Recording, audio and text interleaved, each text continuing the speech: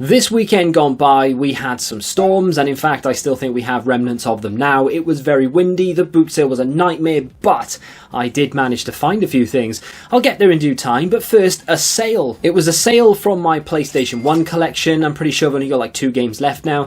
Vinted got the sale, can't remember how much it went for, it's on screen for you right now, and the game was Simpsons Wrestling. As you may or may not know, I'm not that bothered about PlayStation 1 games, despite the fact that I did grow up with the PS1 and then went to PS2. It's not really a console I really want to collect for. It's interesting actually why I don't want to, because I honestly couldn't tell you why, because there are so many games on the PlayStation 1 and the PlayStation 2 that I absolutely love. So why I don't want them in a collection where I can play them frequently is anybody's guess. I honestly couldn't tell you, I just don't want them. So with that being said, we now have a little bit of Vinted cash to spend, so why not, let's go spend it. And here is the result of that. So a parcel turned up from Vinted. Of course I had to find it, I had to pay for it. It didn't just randomly turn up from Vinted. So with that being said, let me very quickly rip this open. 2 PlayStation 4 games. What I do here is I get the cash on Vinted, buy games that are undervalued, and then I just trade them straight into CEX, and that's how I'm managing to build my CEX voucher right now. So the first one was Gran Turismo, which trades in for about 6, and then Red Dead 2, which trades in for 12. I was concerned that one of the discs wasn't going to turn up because one of the discs wasn't in the photo of the listing. The map is there, and I'm showing you that for a semi-significant reason. So there it is, Red Dead 2 and Gran Turismo, a grand total of £18 in trade, and how much I spent on these games are on screen for you right now. I've been using Flexispot products for a number of years. I'm currently sat in one of their chairs and I am leaning on one of their desks. The build quality on these things are incredible, so when they reached out for me to review the luxurious Power Recliner X2, I was not going to say no. This thing looks the business, and indeed it is. Very simple to put together. I didn't think it came with instructions. It did. I'm stupid, but it was very simple. I didn't need instructions. It has a wider seat than a normal recliner at 45 centimeters, and even the armrests are wider at 22 centimeters. That might not sound like a lot, but it is. They are massive. You have plenty of room to maneuver here. You don't feel squished in any way, and it has a maximum tilt of 142 degrees, which means it almost goes flat. It also has scratch-resistant material, as showcased here. Comes with a USB charging port so you can charge your phone, or indeed your PlayStation 5 controller, which lasts about 20 minutes at best. It also comes with a 5-year warranty for your peace of mind, and it is currently almost half price. If you'd like to look at this in further detail, you can click the link in the description, and thank you once again to Flexispot for sponsoring today's video. So a pretty damn good deal, all paid for by Simpsons Wrestling out of my own collection. Have I sold anything that I'm waiting to sell in this series? No. It's very slow right now, in general, not just the things that I'm selling in the series, but just eBay in general, Vinted in general. I am selling very few items that I have in stock, if you will. So it's taking a little bit longer than normal, but things will move, and I am starting to drop prices very slightly till I just get more interest, and then eventually they'll sell. I'm not worried about it, you shouldn't be worried about it. Now, why was the map significant? I have Red Dead 2, I know what you're thinking, oh, he didn't have a map, so he's taken it out of that one, he's put it in his one. No, because this one does have a map. So here it is, unused, never opened it or anything. There's my Red Dead 2, and I have a spare map now because I didn't trade this in to CEX. Now a lot of people might be annoyed by that. Well, you've now removed the map, someone's going to buy it without the map, blah blah blah. Yes, you're absolutely right, someone will pay the full CEX price and not get a map with it, which is unfortunate for them, and it is a little bit, not scummy, but it's just, you know, it's one of those things. I want this because I want to put it on the wall. Simple as that. I love Red Dead and Red Dead 2 specifically. Very, very good game. Very immersive. You don't even need to do any of the story. You can literally wander around the land and it will give you days, weeks and months of entertainment. I love Untitled Goose Game, and that's exactly what this map is. And I loved Arcade Paradise, and that's where the poster came from in the background. It came from the game. A lot of people will keep these things in the cases and they'll never use them.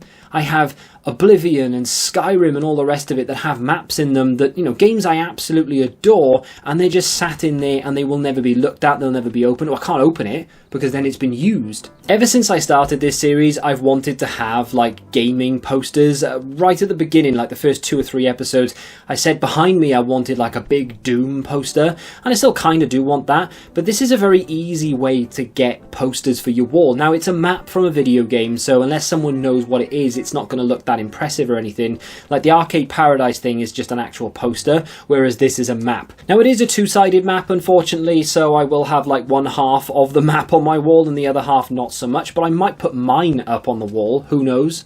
And then we come to the first foray into the boot sale. Sorry about the strings on my hoodie, but 2 PlayStation 4 controllers. I think one of them might have been fake, couldn't quite tell, but they were £6 each, and they were a little bit on the knackered side. Did they work? I don't know, I couldn't tell you. However, they did have damage to them, so that does suggest that they've been heavily used, maybe chewed by a dog or something, but you know, they may have worked. £6 isn't terrible to pay for a broken controller anyway, because you could probably get between 10 and 12 for it on eBay or Vinted or something, even like with stick drift or one of the buttons not working, because people can fix them up and sell them on. And it's not difficult to switch out the analog sticks. I've done it many a time myself. I didn't want to get involved with it, so I decided I would leave them for someone else. The woman next to me, who was waiting for me to put them down so she could pick them up, tried to pay for both of them with a £5, and the sellers were like, no, they're £6 each. She didn't speak or claim to speak any English and just kept trying to give them a £5. I would not want to be a seller in that situation, because what do you do? More boot sale footage to go through. I did actually pick up some things in this boot sale, not from this stall. That picnic basket behind, believe it or not, they go for some money, and I didn't really see it because I was too busy looking for video games. Did I find any? Well, I did, but not in this tub. There were loads of these type of sellers today, or in this boot sale. Loads of tubs with just games, DVDs, PC games, just random assortment of crap that you have to literally shovel through in order to find anything. If you have patience, I guarantee you will find something in this type of like a tub that has value. It could be one of the Sims games, for example. It could be a rare sealed Xbox game or something of that nature. This stall was where I actually picked up my first purchase. Did I buy a Wii and a Wii board? No, I walked away and then I came back. You can see the bag is there. It's the other side of the bag. And it had this, what I thought was a strategy guide initially, but it's not. It's just like the artwork of Arkham Universe. If I have the audio for this transaction, I'll throw it in here. How much did you want for that one? Make me an offer. I have no idea. Alright. £3? Yeah, I could do that. So here it is. I picked it up, £3 spent, Arkham Universe, the Ultimate Visual Guide. Now this, if you're a Batman fan and you like the Arkham video game, of course, is going to be a good buy. It is a strategy guide, but it's an art book as well, so it will help you play like with combat and things like that, but also it's very artsy on the inside. There's a lot of like big 2-page spread, like posters almost. So as you can see, it's that kind of thing, like nearly every other page. And that like 2-page spread of like the Batmobile and things like that. And they explain the weaponry and what you can do with the weaponry, and then they give you like close-ups of it, like with the grenades and stuff. It's really cool if you're into Batman. If you're not into Batman, you wouldn't care. Now, did I buy this to put into the collection? No. I'm not really one to collect strategy guides unless it's like a really over-the-top cool strategy guide for a game that I absolutely love. So for example, if an Untitled Goose Game strategy guide came out, I'd be all over it. You kind of would need one as well, actually, because that is a pretty, not complicated game, but it can get a little bit frustrating if you don't know what to do. Arcade Paradise would absolutely not need a strategy guide, but I would still buy it if it was available. This will go up for sale. Now, it's not really worth an awful lot, to be fair. I bought it because it was video game related. It wasn't a terrible price at £3. I can probably sell it for between 12 and 15. I would be tempted to pair it with my next item though.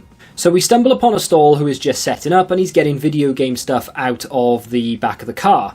Some games are just pushed off there, I didn't even see that, they just get pushed onto the floor. So my wife picks up the PlayStation 3 controller just to say, hey look, you know, this is what he kind of has. That went with the machine, he had some games there as well. Someone was buying that PS2, which a subscriber off to the right there wanted, but then I found this, which was Arkham City brand new and sealed on the Xbox 360. You do not see sealed 360 games that often, and if you do, they tend to be sports games that aren't really worth an awful lot. So to find a Batman game, and in particular this one as well, so it's a lenticular slipcover, brand new and sealed. I was fully expecting him to say like 10 quid or something. If I have the audio for how much he wanted, I'll pop it in now. How much you want for that one? Pound. And here it is, £1 paid.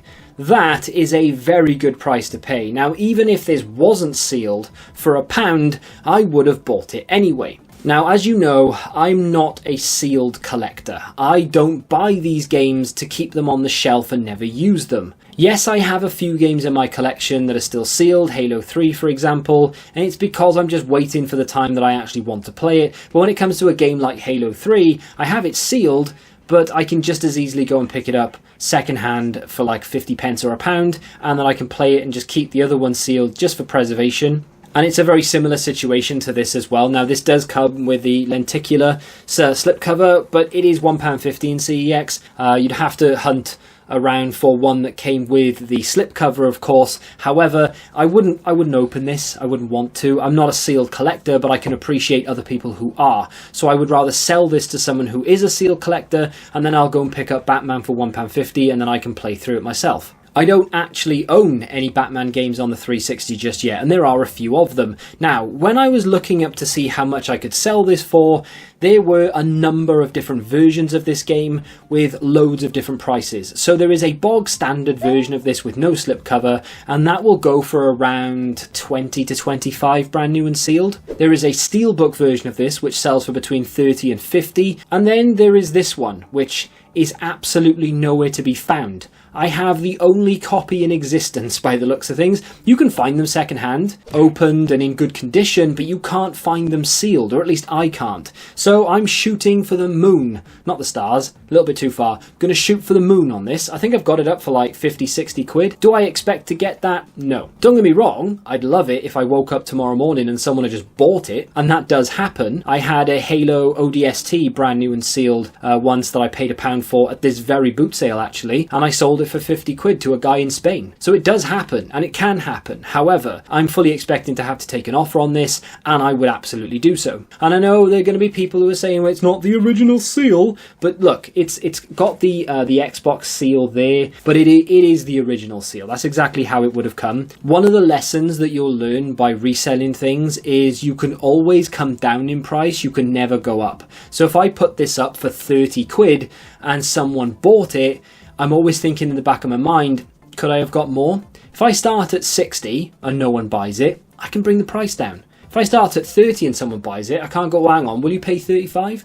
It's too late, it's gone. So start high, bring it down to the price that people are happy to pay. Don't go too low and sell yourself short. A couple of other things in the boot sale worth noting, I suppose, was this Wii right here. Didn't really pay too much attention to it. Someone asked just before I got there how much for the Wii. I think he said like 20 quid. Soundbars can go for money. This wasn't an expensive one. This was a Polaroid, which is like a supermarket brand, I think, or Argos or something. I went back to the games guy that I got Batman from to see if I could fleece him for something else. But all the resellers and collectors had already picked up things at that point, unfortunately. He just had a bunch of random stuff left, so I walked away from that one. Then I found this, which I actually regret not buying. This is Lord of the Rings, Fellowship of the Ring, Extended Edition, brand new and sealed once again on DVD. If it had been Blu-ray, it'd been all over it, right? But I decided to leave it because brand new and sealed DVDs, as I look through this tub of random stuff here, they do sell. I've sold, Ricky Gervais brand new box sets, the animated series of his podcast and stand-up and stuff for picked them up in charity shops for a couple of quid and sold them for like 25, 50 in some cases, and they can sell. But they will sit there for a long time. You are waiting for one specific person who collects brand new and sealed DVDs. They sell for around 15 quid as I popped up on screen. So had they said £1, which is what I fully expected to have been, then yes, it's good money. £1 into 12, 15 quid. It's not bad. How long is it going to take to sell? No idea. Do regret not buying it if I'm honest, but there it is. I didn't buy it and we move on. We are now in the minus again in this series, but we do have a lot of things to sell right now. We still have the New Balance trainers, we still have the Arkham City training shirt, I now have the Arkham City sealed game, I have the guide. My point is, we have a nice amount of things to sell, and as soon as one of them sells, bang, we are back in profit again. And of course we do have that £18 to whack onto the total credit that we have in the series. All the figures are updated and on screen for you right now, but we are not done yet. So I sold a brand new and sealed Lord of the Rings Blu-ray the other week to a subscriber. Didn't know he was at the time, but there we go. And then he said the other day that he had a 2-slice toaster to sell me, and did I want it? I'm joking, of course. This was the box that he sent what he wanted to sell me in. So I had this for, and I'll put it on screen for you because again, I'm not very good with numbers. I can't remember, but I paid this all in, including delivery and everything, because he just wanted to get rid of them. He didn't really care about them, and they are strategy guides. Now, as you know, I'm not really that bothered about strategy guides unless they are like really cool. This is the Star Wars Battlefront Collector's Edition strategy guide, which unfortunately doesn't really sell for an awful lot. It is in very good condition, as are all of these, by the way. These are clearly unread, unused. This is Metal Gear Solid Phantom Pain, which was upside down. Very, very big, thick boy, this. That must be a very intense game. I've not really played much of Metal Gear Solid in general, but again, it doesn't fall open on any pages. They are in very good condition. The most expensive one in the lot here, this is Dark Souls 3. Very nice cover that marks very, very easily, so for it to not have that many marks on it is quite good. But again, it's never been used. It has everything where it needs to be, all the little extras that come with it, no scuffs to the pages or anything. And finally, we have Assassin's Creed Syndicate, and again, this is in pretty good condition considering it is one of those covers that marks easily. Has the big poster with it, has the sticker sheets with it as well, and again, has clearly never been used. Now, I know full well the subscriber who sold me these has done me a solid because he could absolutely have sold them all himself. The big thing with strategy guides is that yes, they can be worth money, but you will probably be sat on them for quite a while because they will hang around. These don't fly off the shelves like video games do. Big shout out to the subscriber who sold me these. You have helped me out massively, and I always appreciate it when people come up to me and say hello in boot sales, or they offer to send me things, or do trades with me, or sell me things on the cheap, or just sell me things in general at retail value that I may not be able to get elsewhere. I appreciate every single one of you ever reach out, say hello, or anything like that. So how much are these guides actually worth? Well, roughly, I mean, I'm going to shoot for the moon again here because I am trying to get as much as I possibly can out of them. Assassin's Creed Syndicate, for example, is going to be somewhere between 15 and 20. Almost the exact same thing with Metal Gear Solid. This thing is worth between 15 and 20. And then we come to Dark Souls 3. This is a popular game, but it's nowhere near as like, not mainstream, I don't know what the word is, right? But it's not sold as much. Like if I went up to someone and said, oh, have you ever played Assassin's Creed? Everyone knows what Assassin's Creed is. My mother knows what Assassin's Creed is. And I'm pretty sure she's heard of Metal Gear Solid. If I said to her, have you ever heard of the game Dark Souls? She'd go, no, I haven't. And that's because it's not as mainstream as the others. So this guide does actually command a little bit more money. I currently have this up for, I think, 35, 40. I don't think I'm going to get that. It's probably more 25, 30, maybe even less, to be fair. I am waiting for that one person to turn up. So I am going to turn my investment into good profit here, but it may take an awful long time for these things to sell. I went back to CEX when I went to trade in Red Dead and Gran Turismo, of course, and I had a little look around the 360 section. There was actually a game I wanted because it's not a cover that I see that often. I say cover, that's a lie. It's not a case I see that often. And I will get to it in just a second, but I'm not willing to pay the price that CEX have on this game. So they have an awful lot of 360 games in my local CEX, but they don't have any promo copies. Really frustrating, but nevertheless, I still like to dive through, and I will pick up games every now and again. So I did actually the other day spend a little bit of money in CEX on games. I said I wasn't going to do it, and you know, I may do it every now and again, but I went in with a £4 budget, right? So why £4? Well, I had that in change, and I went in and I bought games and I made a dedicated video about it, like what can you buy in CEX on a budget, and a £4 budget is a pretty low budget, but I'll show you those in just a second for those who didn't see it. But this is the game. So orange box in an actual orange box. Now if you buy this on the PC, that's just how it comes. It has an orange box to it.